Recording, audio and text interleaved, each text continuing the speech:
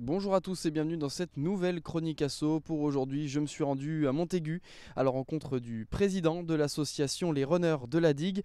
Ils organisent en septembre prochain une course de Nantes à Montaigu. L'association Les Runners de la Digue organise depuis 8 ans l'ensemble des courses du trail de Nantes à Montaigu, qui est à la base créé par deux copains, dont le but était de faire découvrir les sentiers de Sèvres et de Maine. L'événement est prévu le 27 septembre prochain avec au programme 5 courses différentes, dont la première qui commence à 4 h du matin du château des Ducs de Bretagne, 103 km à faire seul ou en relais, puis respectivement 53, 33 et 22 km. C'est des formats de courses qui sont très peu développés dans la région et surtout nous la particularité qu'on a, c'est pas une course en boucle, donc c'est une course en ligne.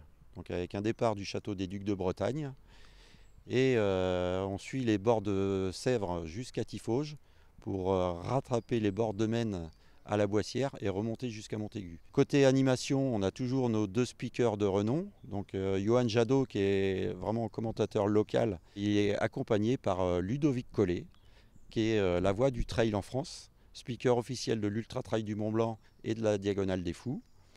On a aussi un accord de principe sur la venue de Patrick Montel, qui a été pendant une trentaine d'années le commentateur de France 2 pour tout l'athlétisme au niveau mondial. Voilà, donc ça devrait être encore une belle édition cette année.